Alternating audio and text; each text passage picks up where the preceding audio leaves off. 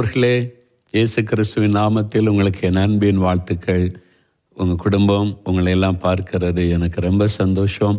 உங்களோடு சேர்ந்து ஜெபிப்பது ஒரு பெரிய மகிழ்ச்சி. என்னை பார்க்குற நிறைய பேர் சொல்கிறாங்க, எங்களுடைய குடும்ப ஆசீர்வாத ஜெபத்தில் உங்கள் கூட சேர்ந்து நாங்கள் ஜெபிக்கிறோம், எங்கள் குடும்பத்துக்கு ரொம்ப ஆசீர்வாதமாக இருக்கிறது என்று. ஒவ்வொரு குடும்பத்தையும் ஆண்டவர் ரொம்ப நேசிக்கிறார். உங்கள் ஜெபத்தை அவர் எதிர்பார்த்து நிற்கிறார். நீங்கள் அதை மறந்துடாரு. உங்களை ஆசீர்வதிப்பது மாத்திரம் இல்லை, உங்கள் ஜெபம் இந்த தேசத்திற்கு தேவை. நீங்கள் ஒவ்வொருவரும் நீங்கள் கருத்தாக நம்முடைய தேசத்துக்காக எல்லாரும் ரட்சிக்கப்பட, தேசத்துக்குள்ளே சமாதான நன்மை எழுப்புதல் உண்டாக ஜெபித்தீங்கன்னா அது ஆண்டவருக்கு பெரிய சந்தோஷம். அப்போ ஆண்டவர் நம்மை ஆசீர்வதித்து சந்தோஷப்படுத்துகிறார்ல, அவரை நம்ம சந்தோஷப்படுத்தணும்ல, அதான் நம்முடைய ஜெபம். அதனால தான் எல்லாரும் நம்ம இணைந்து ஜெபிக்கணும். சரியா? இதெல்லாம் நீங்கள் மனதில் கொள்ள வேண்டும். நாம் ஆசீர்வதிக்கப்பட்டு சந்தோஷமாக இருப்பது மாத்திரம் இல்லை, நம்மை ஆசீர்வதிக்கிற தேவனை நாம் சந்தோஷப்படுத்த வேண்டும். எல்லா மக்களுக்காக ஜெபிப்பது அவருக்கு ஒரு பெரிய சந்தோஷம். நீங்கள் குடும்பமாக அவரை சந்தோஷப்படுத்தினா அவர் உங்களுடைய குடும்பத்தை ஆசீர்வதித்து சந்தோஷப்படுத்துவார். இதான் ரகசியம். சரியா? சரி, இப்போ ஆபிரகாமை குறித்து நாம் தொடர்ந்து தியானித்து வருகிறோம் இல்லை? ஆபிரகாம், ஈசாக்கு, யாக்கோபின் தேவனாகிய கர்த்தர். ஆண்டவரே தன்னை அறிமுகப்படுத்தும் போது இந்த 3 பரிசுத்தவான்களை குறித்து சொல்லுகிறார். அதனால தான் அவங்களுக்கு ஒரு ஆண்டவரே பெருமையாக சொல்கிறார், நான் ஆபிரகாமின் தேவன், ஈசாக்கின் தேவன், யாக்கோபின் தேவன் என்று. அதே ஆண்டவர் உங்களை பார்த்து சொல்லணும், உங்களை பார்த்து நான் டேவிட்டின் தேவன், நான் இந்த ஜேம்ஸின் தேவன், நான் உன்னுடைய தேவன் அப்படி சொல்லணும் இல்லை? அப்படிப்பட்ட ஒரு வாழ்க்கைக்கு நம்ம ஒப்பு கொடுக்கணும். நம்முடைய குடும்பத்தை பற்றி ஆண்டவர் சாட்சி கொடுக்கணும். சரியா? ஆபிரகாமை தேவன் எல்லா விதத்திலும் ஆசீர்வதித்தார்ல, அதே மாதிரி தான் அவங்களையும் ஆசீர்வதிக்க விரும்புகிறார். ஆவிக்குரிய வாழ்க்கையில், சரீரத்தில், உலக வாழ்க்கையில் குறைவில்லாமல் ஒரு பூரண ஆசீர்வாதத்தை கொடுக்க விரும்புகிறார். அதற்கு ஆபிரகாம் எப்படி வாழ்ந்தார் என்று சொல்லி தியானித்து கொண்டு வருகிறோம். அவருடைய விசுவாசம் அது மாத்திரமல்ல, மற்றவர்கள் மீது அவருக்கு இருந்த அக்கறை, அதை குறித்து தியானித்தோம். இன்னைக்கு இன்னொரு காரியத்தை குறித்த ஒரு காரியத்தை நம்ம பார்க்க போகிறோம். ஆதியாகமம் 13ஆம் அதிகாரம் 5-11 வசனம் வாசித்து பார்த்தீங்கன்னா அங்கே ஒரு சம்பவத்தை நீங்கள் வாசிக்க முடியும். அதில் நீங்கள் கவனமாய் தியானிக்கும் போது ஆபிரகாமுக்கு விட்டு கொடுக்கிற ஒரு இருதயம் இருந்தது. விட்டு கொடுக்கிற ஒரு இருதயம், இது நமக்கு ரொம்ப அவசியம். விட்டு கொடுக்கிற ஒரு இருதயம். சிலர் பிடிச்ச பிடியில் அப்படியே இருப்பாங்க, நான் விட மாட்டேன், இது எனக்குரியது அப்படின்னு சொல்லி. அப்படி இல்லை, கொஞ்சம் விட்டு கொடுக்கிற இருதயம் நமக்கு இருக்கணும் என்பதை ஆபிரகாமுடைய வாழ்க்கை, ஈசாக்கு லைஃப்பில் கூட அதை பார்க்க முடியும். நீங்கள் தொடர்ந்து வாசித்தீர்கள் என்று சொன்னார். பாருங்கள், இதில் ஆதியாகமம் 13ஆம் அதிகாரம் 5-11 வசனத்தில் என்ன சொல்லி இருக்குன்னா, லோத்துவும் ஆபிரகாமும் ஒன்றா இருக்கிறாங்க. அவனுடைய சகோதரன் மகன்தான் லோத்து. ஆண்டவர் ஆபிரகாம் அழைச்சாரு, லோத்தரும் கூட வருவேன்னு சொன்னால் சரின்னு சொல்லிட்டார், வந்துட்டாங்க. இப்போ 2 பேரும் ஆசீர்வதிக்கப்பட்டு மந்தைகள் பெருகுகிறது. ஆடுகள், மாடுகள், ஒட்டகங்கள், வேலைக்காரர்கள் பெருகுகிறாரு. என்ன சொல்லப்பட்டது தெரியுமா? அவங்களுக்கு இருந்த செல்வத்தினால அவங்க ஒருமித்து வாழ முடியாது இருந்ததாம். பாருங்க, இந்த ஆபிரகாமுடனே வந்த லோத்துக்கும் ஆடு மாடுகளும் கூடாரங்களும் இருந்தன. அவர்கள் ஒருமித்து குடியிருக்க அந்த பூமி அவர்களை தாங்க கூடாததா இருந்தது. அவர்களுடைய ஆஸ்தி மிகுதியாக இருந்தபடியால் அவள் ஒருமித்து வாசம் பண்ண ஏதுவில்லாமற் போயிற்று. ஏன்னா அவ்வளவு ஆடு மாடு மந்த ஆண்டவர் ஆசீர்வதித்து பெருக பண்ணிவிட்டார். அப்போ ஆபிரகாம் நிமித்தம் லோத்துக்கும் ஆசீர்வாதம். அப்போ 2 பேருடைய அந்த வேலைக்காரிகள் பந்தைகள் பெருகின உடனே ஒருமித்து வாழ முடியல. அந்த அளவுக்கு ஆசீர்வாதமா, கர்த்தருடைய ஆசீர்வாதம் வந்துட்டா அப்படிதான், அங்கே சேர்ந்து வாழ முடியாத அளவிற்கு பெருகி விட்டார். அப்போது வேலைக்காரர்களுக்கு பிரச்சனை வந்துட்டு, வேலைக்காரர்கள் ஒருத்தருக்கு லோத்தருடைய மேலே இருக்கிற ஆட்கள் நல்லா இருந்தாலும் கீழே பிரச்சனை வந்துடும்ல, அது மாதிரி ஒருத்தருக்கு வாக்குவாதம் பிரச்சனை வந்து விட்டார். அப்போ இந்த பிரச்சனை ஆபிரகாமிட்ட வந்த உடனே ஆபிரகாம் அறிந்து கொண்டார், நாளைக்கு நம்முடைய சகோதரருக்குள்ளே அன்பு பாதிக்கப்பட்டு விடக்கூடாது, பிரிவினை வந்துடக்கூடாது. இப்போ ஆசீர்வாதமாக சமாதானமாக இருக்கும்போதே பிரிந்து விடலாம் என்று ஆபிரகாமுக்கு ஒரு நல்ல ஆலோசனையை ஆண்டவர் கொடுக்கிறார். அதனால் லோத்தை அழைத்தவர் சொல்லுகிறார், லோத்து, உனக்கு ஆசீர்வாதம் பெருகிட்டு, எனக்கு மந்தை பெருகிட்டு, கீழே உள்ள வேலைக்காரங்க சண்டை போடுறதுனால நமக்குள்ள ஒரு அன்பு பாதிக்கப்பட்டு விடக்கூடாது. இப்போ பிரிந்து விட்டால் நல்லது. நீ கிழக்க போனால் நான் மேற்க போகிறேன், நீ வடக்க போனால் தெற்க போகிறேன். நீயே தெரிந்து கொள் எந்த இடத்துல நீ வாசம் பண்ண போகிறாய் என்று சொல்லி. ஆபிரகாம் நினச்சிருந்தா, நான் இந்த இடத்தெல்லாம் தெரிந்து கொண்டேன், இது செழிப்பான இடமா இருக்குது, இந்த இடத்துல நான் தான் உன்னை கூட்டிகிட்டு வந்தேன், இது எனக்குரியது, இங்கே இருப்பேன், நீ உனக்கு ஒரு இடத்தை தெரிந்தெடுத்து போய்விடு என்று சொல்லி இருக்கலாம். ஆபிரகாமுக்கு அந்த அதிகாரம் இருக்கிறது, அந்த உரிமையும் இருக்கிறது. ஆனால் ஆபிரகாம் என்ன சொல்றார் பாருங்க, 9ஆம் வசனம், இந்த தேசமெல்லாம் உனக்கு முன்பாக இருக்கிறது அல்லவா, நீ என்னை விட்டு பிரிந்து போகலாம், நீ இடதுபுறம் போனால் நான் வலதுபுறம் போகிறேன், நீ வலதுபுறம் போனால் நான் இடதுபுறம் போகிறேன் என்றான். அப்பொழுது லோத்து தன் கண்களை ஏறெடுத்து பார்த்து யோர்தான் நதிக்கு அருகான சமபூமி முழுவதும் நீர் வளம் பொரிந்தனதாயிருக்க கண்டான். கர்த்தர் சோதோமையும் கொமோராவையும் அழிக்க முன்னே சோவாருக்கு போகும் வழி மட்டும் அது கர்த்தருடைய தோட்டம் போலவும் எகிப்து தேசத்தை போலவும் இருந்தது, செழிப்பான ஒரு இடம். அப்பொழுது லோத்து யோர்தானுக்கு அருகான சமபூமி முழுவதையும் தெரிந்து கொண்டு கிழக்கே பிரயாணப்பட்டு போனான். இப்படி அவர்கள் ஒருவரை விட்டு ஒருவர் பிரிந்தார்கள். பாருங்க, ஆபிரகாம் தான் கூட்டிகிட்டு வந்தார். அதனால் ஆபிரகாம் சொல்லியிருக்கலாம், இது செழிப்பான பகுதி, யோர்தானுக்கு பகுதியில் எனக்கு ஆடு மாடுகள் இதெல்லாம் பெருகி இருக்கிறது, எனக்கு வசதி, நான் இந்த இடத்துல இருக்க போகிறேன், நீ பிரிஞ்சு உனக்கு பிரியமான இடத்துக்கு போ அப்படி சொல்லியிருக்கலாம். அப்படி சொல்லலை. அவன் என்ன சொல்கிறான் தெரியுமா, நீ தெரிந்து கொள், உனக்கு எது வசதியை தெரிந்து கொள், நீ இங்கே போனால் நான் அங்கே போகிறேன், முதல்ல நீ தெரிந்து கொள். விட்டு கொடுக்கிற ஒரு இருதயம். பார்த்தீங்களா, நம்மளாருன்னு அப்படி செய்வோமா?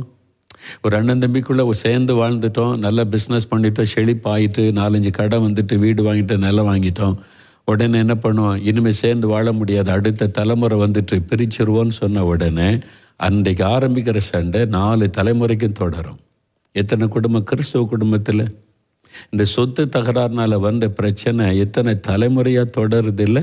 நீங்கள் யோசித்து பாருங்களேன். ஏன்னா இது எங்களுடைய பூர்வீக சொத்தை நான் விட மாட்டேன், நான் தானே சம்பாதிச்சேன், நான் தானே அதை ஸ்தாபித்தேன், நான் தானே இங்கே வந்தேன். ஆபிரகாம் சொல்லியிருக்கலாம், நான் தானே உன்னை கூட்டிகிட்டு வந்தேன், நான் தானே இடத்தை காமிச்சேன், கர்த்தர் தானே இந்த இடத்தை கொண்டு வந்தார், இதெல்லாம் கர்த்தர், இந்த செழிப்பான பகுதி எனக்குரியது, நீ வேற இடம் தேடிக்க சொல்லியிருக்கலாம். லோத்து மறுக்க முடியாது, போயிருக்கத்தான் வேண்டும். ஆபிரகாம் அப்படி செய்யலை, விட்டு கொடுக்கிறான். நீ தெரிந்து கொள், என் சகோதரன், நீ உனக்கு என்ன வேணுமோ எடுத்துக்க, நான் அந்த அடுத்த பகுதிக்கு நான் போகிறேன். அவன் பார்க்குறான், கண்ணுக்கு செழிப்பாக இருக்குது, கர்த்தருடைய தோட்டம் போல இருந்துச்சான், எகிப்து தேசம் செழிப்பான தேசம், அந்த மாதிரி இருந்துச்சான். அந்த இடத்தை லோத்து தெரிந்து கொண்டான். வீட்டில் என்ன நடந்து யோசித்து பாருங்க. சாராள் சொல்லு, என்னங்க நீங்கள் எல்லாத்தையும் விட்டு கொடுத்துக்கிட்டே இருக்கிறீங்க, உங்கள் அண்ணன் மகனாக இருக்கலாம், அதுக்காக நம்ம தான் நீங்கள் கஷ்டப்பட்டு இந்த இடத்தை காமிச்சு கர்த்தர் கொண்டு வந்தார், இது கர்த்தர் கொடுத்த ஆசீர்வாதம் இல்லை, இதெல்லாம் விட்டுட்டு நீங்கள் போகணுன்னு சொல்கிறீங்க. வேலைக்காரங்க சொல்லியிருப்பாங்க, என்னையா நீங்கள் இப்படி பண்ணுறீங்க, இங்கே தானே செழிப்பு, நம்ம எங்கே போனால் நம்ம ஆடு மாடுகளுக்கு தண்ணி கிடைக்குமா என்று யாரும் பேசலை. ஆபிரகாம் என்ன முடிவெடுக்கிறாரோ சரியானதாக இருக்கும், பரவாயில்ல, விட்டு கொடுக்கட்டும். அங்கே சாராள் முறுமுறுத்திருந்தால் எழுதப்பட்டிருக்கும். பாருங்க, யாருமே ஒன்றுமே சொல்ல. ஆபிரகாம் தேவனுடைய மனிதன், அவன் ஜெபம் பண்ணி தீர்மானம் எடுக்கட்டும். நிறைய குடும்பத்தில் இந்த பெண்கள் தலையிட்டு சமாதானத்தையே கெடுத்துருவாங்க. ஆண்கள் கூட விட்டு கொடுப்பாங்க, என் சகோதரன் தானே எடுத்துகிட்டு போட்டும் பரவாயில்ல அப்படின்னு சொல்லுவாங்க. ஆனால் பெண்கள் தூண்டிக்கிட்டே இருப்பாங்க, அவங்க குடும்பத்தவரை கூட்டிகிட்டு வந்துடுவாங்க. நீங்கள் சொல்லுங்கள், இவருக்கு ஒன்றும் தெரியல, ஏமாற்றிட்டு போயிடுவாங்க, இவர் ஏமாளி, ஆபிரகாமை ஏமாளி. இல்லை, தேவன் ஆபிரகாமோடு இருக்கிறார். அந்த விட்டு கொடுக்கிற இருதயத்தினால தான் ஆபிரகாமை கர்த்தர் ஆசீர்வதித்தார். நீங்கள் அதை புரிந்து கொள்ளணும். அது ஏமாளித்தனம் அல்ல, விட்டு கொடுக்கிற ஒரு இருதயம், அதான் தேவனுடைய இருதயம். அதனால தேவன் உங்களை ஆசீர்வதிப்பார் என்கிற விசுவாசம் உங்களுக்கு இருக்க வேண்டும். இந்த சொத்துக்கள் அதல்ல, கர்த்தருடைய ஆசீர்வாதம் நிரந்தரமானது என்பதை குறித்த விசுவாசம் உங்களுக்கு இருக்க வேண்டும். எனக்கு ஒரு குடும்பத்தில் நிறைய கிறிஸ்தவ குடும்பங்களை தெரியும். இந்த சொத்து பிரச்சனையினால பிரிந்து கிடக்கிற குடும்பங்கள், அண்ணன் தம்பிக்குள்ள அன்பற்ற தன்மைகள், கசப்புகள், இதெல்லாம் தெரியும். சில இடத்துல பெண்கள் நல்லா அது அவங்க தீர்மானம் எடுக்கட்ட, அண்ணன் தம்பி ஒருத்தருக்கு ஒருத்தர் என்ன விட்டு கூட செய்யட்டோன்னு ஒதுங்கி இருந்துருவாங்க. நம்ம சமாதானமாக இருப்போம், அதை அண்ணன் தம்பி பார்த்துக்கிட்டோம், அவங்க பிரித்து கொள்ளட்டோன்னு. சில பெண்கள் அப்படி இல்லை, விட்டு கொடுக்க மாட்டேன், இது நம்ம சொத்து, நீங்கள் கஷ்டப்பட்டீங்க, நீங்கள் உழைச்சிங்க, எப்படி விட்டு கொடுக்கலாம், அவங்க அண்ணன் ஏமாத்துறாரு, தம்பி ஏமாத்துறாரு அப்படின்னு பெரிய பிரச்சனை உண்டாக்கிடுவாங்க. குடும்ப சமாதானமே பாதிக்கப்பட்டு பேச மாட்டாங்க, பிரிந்து போயிடுவாங்க, ஆசீர்வாதத்தை இழந்து போவாங்க. நம்ம அப்படி இருக்கக்கூடாது. இயேசுடைய இருதயம், விட்டு கொடுக்கிற ஒரு இருதயம் ஆபிரகாமுக்கு இருந்தது. அது மாதிரி பல குடும்பம் எனக்கு தெரியும், நான் சாட்சியாக சொல்ல முடியும். ஒரு குடும்பத்தில் அண்ணன் தம்பி பிஸ்னஸ்ஸு, அப்போ சேர்ந்து பிஸ்னஸ் பண்ணாங்க. இப்போ பல பிஸ்னஸ் வளர்ந்துட்டு, பல ஸ்தாபனங்கள் வந்துட்டு, வியாபாரம் பெருகிட்டு, அப்போ அவங்களுக்குள்ளே இதுக்கு மேலே சேர்ந்து வாழ முடியாது. அடுத்த தலைமுறை வந்துட்டு, பிள்ளைகள் வந்துட்ட பிறகு அவங்களும் பெரிய ஆளாகி பிஸ்னஸ் பண்ணுற அளவு வந்துட்டால் சேர்ந்து வாழ முடியாது. பிரித்து தான் ஆகணும் ஒரு ஏற்ற காலத்தில். அப்போ பிரச்சனை வருது, இப்போ மோதல் வருது, உரசல் வருது, சமாதானம் பாதிக்கூடாது, பிரித்து கொள்ளலாம். நீ வரும்போது ஒருத்தர் கேட்குறாங்க, எனக்கு இதெல்லாம் வேணும், நான் சம்பாதிச்சேரு.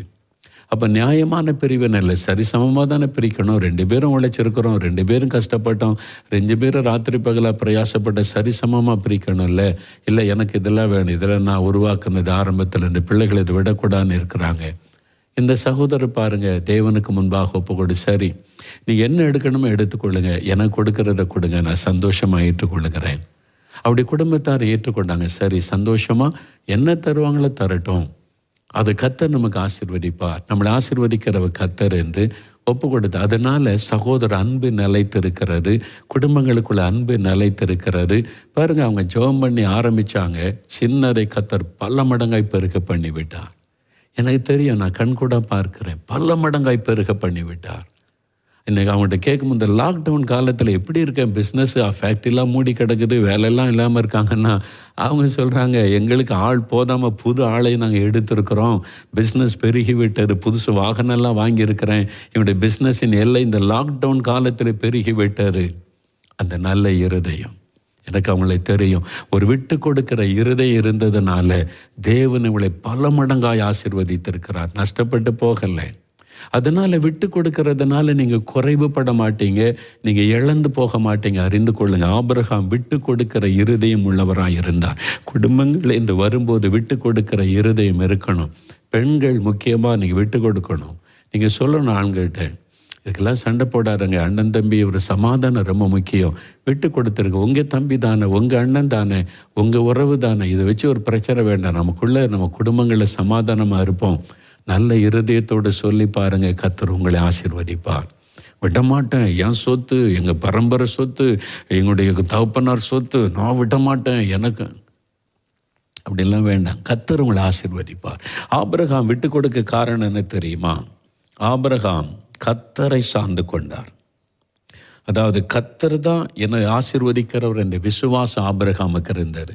இடத்தை வைத்தல்ல, சொத்தை வைத்தல்ல, என்னை ஆசீர்வதிக்கிறவர் பரலோகத்தில் இருக்கிறார், என்னை ஆசீர்வதிப்பார். அவரால் இதை மாதிரி 10 மடங்கு எனக்கு தர முடியும், இந்த ஃபேக்ட்ரி மாதிரி 10 ஃபேக்ட்ரி எனக்கு தர முடியும், இந்த நிலத்தை மாதிரி 10 மடங்கு பெரிய நிலத்தை அவரால் எனக்கு தர முடியும். அந்த விசுவாசம், கர்த்தர் மேலே வைத்த அந்த விசுவாசம் தான் விட்டு கொடுக்க தூண்டினார். நீங்கள் ஆண்டவர் மேலே விசுவாசம் வச்சா ஈஸியாக விட்டு கொடுப்பீங்க. உங்கள் விசுவாசம் ஆண்டவர் மேலே இல்லை, நிலத்து மேலே, பொருள் மேலே இருக்கிறதுனால தான் உங்களுடைய இருதயம் கடினப்படுகிறது. கர்த்தர் மேலே விசுவாசம் வைக்க பழகுங்க. இதைத்தான் நீங்கள் பார்த்தீங்கன்னா ஆதியாகமம் 14ஆம் அதிகாரம் 21, 22 வசனத்தில் நீங்கள் பாருங்கள், ஆபிரகாமுடைய அடுத்த காரியத்தை நீங்கள் பார்க்கலாம். 14, 21, 22 நீங்கள் வாசித்து பார்க்கும்போது, அவனை சோதோம் கொமோரா ராஜாக்களை எல்லாம் அவங்க கொண்டு போன போது 4 ராஜாக்கள் அவங்க அடிமையாக கொண்டு போகப்பட்ட போது யுத்தம் பண்ணி எல்லாத்தையும் மீட்டு கொண்டு வருகிறான். சோதோம் கொமோரா ராஜா என்ன சொல்கிறான் தெரியுமா? நீங்கள் என்னை காப்பாற்றிட்டீங்க, உயிரையே காப்பாற்றிட்டீங்க, மக்களை மட்டும் என்கிட்ட கொடுங்க, பொருளெல்லாம் நீங்கள் எடுத்துக்கொள்ளுங்கன்னு சொல்கிறான். பெரிய செல்வம், தேசத்தின் செல்வம், ஒரு பெரிய பட்டணத்தின் செல்வம். அந்த ராஜா சொல்கிறான், நீ எடுத்துக்க. நீ ஆபிரகாம் சொன்னான், வேண்டாம், அதை நான் எடுக்க மாட்டேன். ரொம்ப அழகாய் சொல்லுகிறார். நீங்கள் பாருங்கள், அந்த 21, சோதோமின் ராஜா ஆபிரகாமை நோக்கி, ஜனங்களை எனக்கு தாரும், பொருட்களை நீர் எடுத்துக்கொள்ளும் என்றான். எல்லா செல்வத்தையும் எடுத்துக்கொள்ளுங்க, வெள்ளி பொன்னு மிருகங்கள் எல்லாம் நீ எடுத்துக்கொள்ளுங்கன்னு சொல்லி. அதற்கு ஆபிரகாம் சோதோமின் ராஜாவை பார்த்து, ஆபிரகாமை ஐஸ்வர்யவான் ஆக்கினேன் என்று நீ சொல்லாதபடிக்கு நான் ஒரு சரட்டையாகிலும் பாதரட்சியின் வாரையாகிலும் உமக்கு உண்டானவைகளில் யாதொன்றையாகிலும் எடுத்துக்கொள்ளேன் என்று வானத்தையும் பூமியையும் உண்டாக்கின உன்னதமான தேவனாகிய கர்த்தருக்கு நேராக என் கைகளை உயர்த்துகிறேன் என்றான். எவ்வளோ அருமையான ஒரு சாட்சி பார்த்தீங்களா? பிறருடைய பொருள் எனக்கு வேண்டாம். அவன் சொல்கிறான், நீ எடுத்துக்க எல்லா பொருளையும், நீ தான் என்னை காப்பாற்றின, இல்லை அது ஒன்றே இருக்கட்டும். என்னை கர்த்தர் ஆசீர்வதிப்பார். நீ என்னை ஐஸ்வர்யவானாய் மாத்திட்ட செய்தி எனக்கு வேண்டாம். கர்த்தர் தான் என்னை ஆசீர்வதித்தார்னு சொல்லணும். அந்த மாதிரி ஒரு இருதயம். பிரியமானவர்களே, நிறைய பேர் நம்ம கர்த்தர் மேலே விசுவாசம் வைத்து அவரை சார்ந்து இருக்க பழக வேண்டும். நாங்கள் திருமணமாகி கூட்டு குடும்பத்தில் 5 வருஷம் இருந்தோம். என் மனைவி என் பெற்றோரோட 5 வருஷம். அவங்கெல்லாம் இந்துக்கள். அந்த நாட்களில் இந்து காரியங்கள் தான் செய்து கொண்டிருந்தாங்க. நான் என் மனைவி மட்டும்தான் கிறிஸ்தவர்கள். அதே வீட்டுக்குள்ளே 5 வருஷம் என் மனைவி கூட்டு குடும்பத்தோடு சந்தோஷமாக சமாதானமாக இருந்து 5 வருஷத்துக்கு அப்புறம் தான் நாங்கள் தேவனுடைய வீட்டில் ஒரு சின்ன வீடு கட்டி தனி கொடுத்தனமாக இங்கே அந்த ஊழியத்தின் நிமித்தம் நாங்கள் வந்தோம். என் பெற்றோர் என் சகோதரனுடைய குடும்பத்தோடு இருந்தாங்க. பாதுகாப்பாக ஆசீர்வாதமாக இருந்தாங்க. அவனுடைய சம்மதத்தோடு தான் நாங்கள் வந்தோம். நான் வரும்போது என் மனைவிகிட்ட சொன்னேன், நம்ம ஒரு புது வீட்டுக்கு குடித்தனம் வருகிறோம். உங்கள் வீட்டில் இருந்தோ எங்கள் வீட்டில் இருந்தோ எந்த பொருளும் நமக்கு வேண்டாம். இந்த வீட்டில் நமக்கு எந்த பொருள் ஒரு சேரானா கூட அது கர்த்தர் கொடுத்ததாக இருக்கணும். அதனால் உங்கள் வீட்டிலேருந்து எனக்கு வேண்டாம், நம்ம வீட்டில் எங்கள் வீட்டிலேருந்து வேண்டாம், அவங்க கொடுத்தா கூட வேண்டான்னு சொல்லிடுவோம். நமக்கு இந்த வீட்டுக்குள்ளே உள்ள எல்லாமே கர்த்தர் கொடுத்ததாக இருக்கணும். சின்ன சின்ன காரியமாக கர்த்தரிடத்தில் கேட்டு பெற்றுக்கொள்வோம் என்று சொல்லி என் மனைவியின் தீர்மானம் பண்ண சொல்லிவிட்டால் அப்படியே நம்ம செய்யலான்னு 2 பேரும் ஜெபம் பண்ணி கர்த்தர் கொடுத்த சின்ன சின்ன பொருட்களோடு அந்த வீட்டுக்கு நாங்கள் வந்தோம். நாங்கள் சொல்லிவிட்டு எங்களுக்கு யாரும் ஒன்றும் தர வேண்டாம், கர்த்தர் எங்களை ஆசீர்வதிக்கிறவர். எங்கள் வீட்டில் எந்த பொருள் இருந்தாலும் இது கர்த்தர் கொடுத்ததுன்னு சொல்லணும். இது மாமியார் வீட்டிலேருந்து வந்துச்சு, எங்கள் அப்பா அம்மா கொடுத்தாங்க அப்படி சொல்கிறத நான் விரும்பவில்லை. இது கர்த்தர் கொடுத்தது, கர்த்தர் தந்தார். ஒரு சின்ன சேராக இருந்தால் கூட கர்த்தர் தந்தார். இந்த கட்டில் கர்த்தர் எங்களுக்கு கொடுத்தார், இந்த பீரோ கர்த்தர் கொடுத்தான்னு சொல்லணும். அந்த தீர்மானத்தோடு ஜெபித்தோம். கர்த்தர் இன்றைக்கு எங்களை ஒரு குறைவில்லாமல் வைத்திருக்கிறார். ஒருவரும் எங்களுக்கு நான் கொடுத்த மோகன்லாஸ் இப்படி ஆனார்னு சொல்ல முடியாது. கர்த்தர் கொடுத்த ஆசீர்வாதம். உங்கள் மாமனார் வீட்டிலேருந்து எதிர்பார்க்காதங்க, பெற்றோட்டத்திலேருந்து எதிர்பார்க்காதங்க. அவங்க ஏன் தரல, அவங்க ஏன் கொடுக்கலை, அங்கேருந்து என்ன வாங்கலாம் வேண்டாம். கர்த்தரை நோக்கி பாருங்கள், அவர் தருவார். உங்களுக்கு தரமாட்டாரா? உங்களை குறை வச்சிருவாரா? உங்களை ஆசீர்வதிக்க மாட்டாரா? அவர் மேலே விசுவாசம் வைங்க. சின்னதாக இருந்தாலும் பெருசானாலும் கர்த்தர் தந்ததாக இருக்கட்டும்னு சொல்லுங்கள். இந்த கார் யார் கொடுத்தாங்க? மாமனார் வீட்டிலேருந்து வந்துச்சு. மரியாதையாக இருக்காது. இது யாருங்க? கர்த்தர் கொடுத்தாருங்க எங்களுக்கு. சொல்லி பாருங்கள், எவ்வளோ சந்தோஷம் அதில். இந்த பீரோ மாமனார் வீட்டிலேருந்து வந்துச்சு. நீங்கள் சொல்லும்போது உங்களுக்கு உள்ளுக்குள்ள ஒரு வருத்தம் இருக்கும். இது கர்த்தர் கொடுத்தாரு எங்களுக்கு. என் வீட்டில் இருக்கிற எல்லாமே கர்த்தர் கொடுத்தாரு. அவர் எங்கள் தேவன், அவர் எங்களை ஆசீர்வதித்து சொல்லி பாருங்கள். அதில் எவ்வளோ ஒரு சந்தோஷம் இருக்குது தெரியுமா? தேவன் மகிழுவார். மனிதனை நம்பி வாழாதங்க. மனிதரிடத்துலேருந்து ஏதாவது கிடைக்குமான்னு சொல்லி நச்சரிக்காதங்க. அதை தாங்க இது தாங்க, உன் வீட்டிலேருந்து இது கொண்டு வா அது கொண்டு வா நீ மனைவிக்கிட்ட சொல்லாதங்க. அது ஒரு அவமானம். கர்த்தரிடத்தில் கேளுங்க, உங்களுக்கு தரமாட்டாரா? அந்த மாதிரி ஆபிரகாமை போல கர்த்தரை சார்ந்து விசுவாசித்து பழகணும். அப்படி வந்துட்டா சுலபமாக நீங்கள் விட்டு கொடுப்பீங்க. அந்த மாதிரி ஒரு இருதயம் நமக்கு இருக்கணும். ஆபிரகாமுக்குள்ளே அந்த விட்டு கொடுக்கிற இருதயம் இருந்ததுனால சகோதரனோட ஒரு சமாதானமாய் வாழ்ந்தார். நீங்கள் விட்டு கொடுக்காதனால 4 தலைமுறைக்கு சண்டை நடக்கிறது. உங்கள் அப்பா அம்மா உடைய முன்னோர் விட்டு கொடுக்காதனால இன்னைக்கு குடும்பங்கள் பிரிந்து கிடக்கிறாரு, தலைமுறையாய் பிரிந்து கிடக்கிறாரு. எத்தனை வருஷமாக ஒருத்தருக்கு ஒருத்தர் பேசாதபடி சொத்து தகராறு, நில தகராறு, இட தகராறு, பணத்தின் காரியமாய் வேண்டாம். விட்டு கொடுங்க. ஆபிரகாமை போல கர்த்தர் உங்கள் குடும்ப ஆசீர்வாதமாக இருக்கும். நம்ம ஜெபிக்கலாமா? முழங்கால் படியிட்டு ஆண்டவரிடத்தில் சொல்லுங்க, ஆண்டவரே விட்டு கொடுக்காம சொத்துக்காக பணத்துக்காக சண்டை போட்டு அன்பை இழந்துட்டோம், நாங்கள் ஐக்கியத்தை இழந்துட்டோம், அந்த பாவத்தை மன்னியும்னு ஆண்டவரிடத்தில் சொல்லுங்கள். விட்டு கொடுக்க நான் ஆயத்தமாக இருக்கிறேன்னு சொல்லுங்கள். நான் எதுவுமே அடுத்த வீட்டிலேருந்து எனக்கு கிடைக்கணும், எங்கள் அப்பா அம்மா என் மாமனார் மாமியார் அவங்க தந்தா என்ன, இந்த சிந்தையே எனக்கு இருக்கக்கூடாது, நான் வாங்கக்கூடாது, நீங்கள் தான் எனக்கு எல்லாம். அவரை சார்ந்து கொள்ளுங்கள். அழகாய் நடத்துவார், குறைவில்லாமல் நடத்துவார். நாங்கள் ஒரு பொருள் கூட எங்கள் வீட்டிலேருந்து எடுக்காமல் அந்த வீட்டுக்கு குடி வந்தோம். அந்த நாளில் ஒரு பொருளும் வீட்டில் இல்லை தான். ஆனால் இன்றைக்கி பாருங்கள், வைக்க இடம் கிடையாது. நாங்கள் நிறைய பேர் கொடுத்து கொண்டே இருக்கும்படி தான் கர்த்தர் நிறைவாய் ஆசீர்வதித்திருக்கிறார். அவரை சார்ந்து கொள்ளுங்க. அவர் தான் எங்களுடைய நம்பிக்கை. அவரிடத்துலேருந்து தான் எனக்கு ஆசீர்வாதம் வரணும், எனக்குள்ள எல்லாமே எனக்கு ஆண்டவர் கொடுத்ததுன்னு சொல்லணும் அப்படின்னு சொல்லி ஒரு வாழ்க்கைக்கு ஒப்பு கொடுங்க. நீங்கள் ஆசீர்வாதமாக இருப்பீங்க. ஆபிரகாமை போல நம்ம ஜெபிக்கலாமா? ஆண்டவரிடத்தில் ஜெபிக்கலாம். தகப்பனே, ஆபிரகாமுடைய வாழ்க்கைக்காக உம்மை துதிக்கிறோம். நீர் ஆசீர்வதித்த ஒரு தேவ மனிதர், விட்டு கொடுக்கிற ஒரு இருதயம் எனக்கு வேணும், எங்களுக்கு வேண்டும். இந்த பிடிவாதம் வேண்டாம். சொத்துக்காக சண்டை, பணத்துக்காக சண்டை, பொருளுக்காக சண்டை, அதனால உண்டான பிரிவினை, இந்த பாவங்களை மன்னியும். அதற்கு நான் இடம் கொடுத்த தவறை எனக்கு மன்னியும். இது எங்க சொத்து, பரம்பரை சொத்து, இது எனக்கு உரிமை இருக்குன்னு சொல்லி ஆண்டவரே நான் சண்டை போட்டு அடுத்தவங்களுடைய அந்த சொத்துக்களை, பொருட்களை இச்சித்த பாவத்தை மன்னியும். இனிமேல் ஆபிரகாமை போல உம்மை மாத்திரமே சார்ந்து வாழ ஒப்பு கொடுக்கிறோம். நீங்க கொடுத்த ஆசீர்வாதம் தான் எங்க வீட்டில் இருக்கணும். நீங்க கொடுத்த பொருட்கள் தான் எங்க வீட்டில் இருக்கணும். என் வாழ்க்கையில எல்லாமே என் ஆண்டவர் கொடுத்தார்னு நாங்கள் சொல்லணும். அப்படிப்பட்ட ஒரு வாழ்க்கை வாழ எனக்கு கிருபை தாரும், எங்களுக்கு கிருபை தாரும். இது ஒப்பு கொடுக்கிற இந்த பிள்ளைகளை ஆசீர்வதியும். மன்னிக்கிற, விட்டு கொடுக்கிற இருதயத்தை உம்முடைய பிள்ளைகளுக்கு இன்றைக்கு தாரும் அப்பா. இப்பொழுதும் தகப்பனை இந்த குடும்பத்தின் தேவைகளை சந்தியும், குறைவுகளை நிறைவாக்கும், கடன் பிரச்சனைகளை மாற்றும், பண தேவைகளை சந்தியும். அவங்க என்னென்ன குறிப்புகளை எழுதி வைத்து ஜெபிக்கிறார்களோ அதில் எல்லாம் அற்புதங்களை செய்து மகிழ பண்ணும். இந்த வாரத்தில் ஒரு அற்புதம் நடக்கட்டும். இந்த வாரத்தில் என்னென்ன காரியம் நடக்கணும்னு ஜெபிக்கிறாங்களோ அந்த காரியத்தை வாய்க்க பண்ணும். தடைகளை மாற்றும், வழிகளை திறந்து கொடும். கற்பத்தின் கனிக்காக ஜெபிக்கிற பிள்ளைகளுக்கு அந்த ஆசீர்வாதம் உண்டாகட்டும். திருமண காரியம் நடக்கணும்னு ஜெபிக்கிற பிள்ளைகளுக்கு அதை வாய்க்க பண்ணும். வியாபாரம், தொழில், வேலை, பிள்ளைகள் படிப்பு, எந்தெந்த காரியத்துக்காக ஜெபிக்கிறாங்களோ இயேசுவின் நாமத்தில் அத்தனை காரியத்திலும் அற்புதங்கள் நடக்கட்டும். சபை ஆசீர்வதியும், எங்களுடைய கிராமத்தை ஆசீர்வதியும். எழுப்புதல் எங்களுடைய சபையில், கிராமத்தில், எங்கள் ஊரில், எங்கள் பட்டணத்தில் உண்டாகட்டும். எங்கள் தமிழ்நாட்டை ஆசீர்வதியும். எழுப்புதல் அக்னியை போடும். இந்தியாவை பாதுகாத்துக் கொள்ளும். இந்தியா முழுவதும் அந்த பரிசுத்த அக்னி ஊற்றப்பட எழுப்புதலை காண கிருபை தாரும். எங்களை ஜெபிக்கிறவர்களாய் தொடர்ந்து ஆசீர்வதியும். தினந்தோறும் குடும்ப ஜெபம் பண்ண எங்களுக்கு கிருபை பலன் தாரும். இயேசு கிறிஸ்துவின் நாமத்தில் ஜெபிக்கிறோம் பிதாவே, ஆமென்.